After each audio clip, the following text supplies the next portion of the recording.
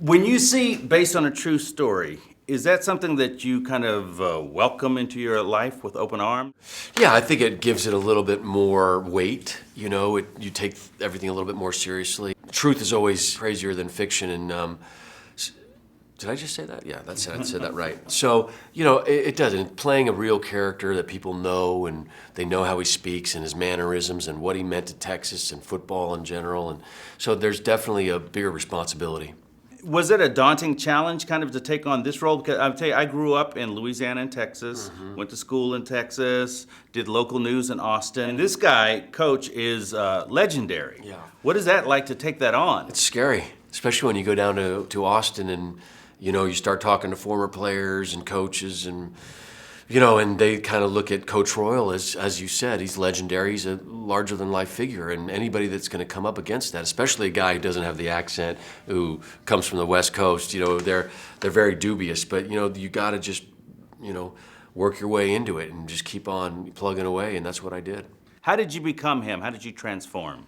I tried to get into his mindset, try to put myself in possession of a large program that has a lot of money behind it, a lot of expectations, and a guy who wants to win, and that's everything to him. And how does that parallel with my life? I'm in a pretty tough business myself, and how do you, make your way in this business? And there's a lot of similarities: discipline, never give up, get a good team of people around you, be a visionary. So I just put all those to work, and somehow it molded into the Coach.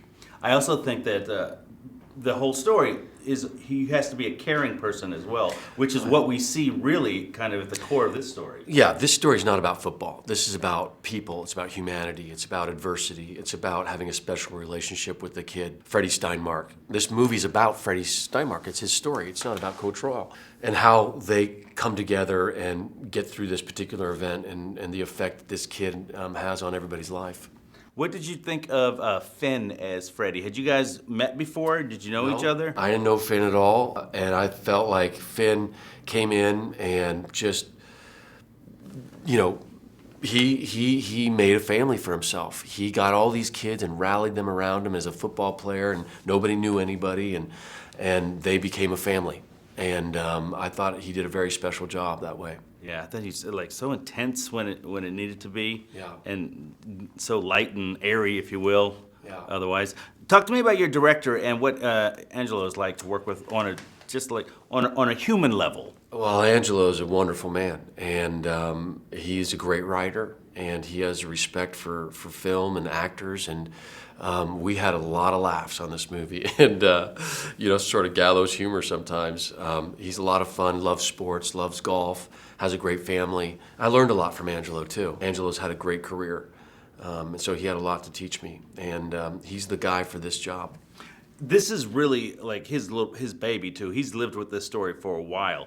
Do you see that pressure on him as he's directing and as he's on the set, or? He was a natural. He's been in this for a long time, this business, and so I think this movie kicked his butt. He had to, as a director, you have to be there 24 hours a day, answer everybody's questions, and be on top of everything, and that's a big job.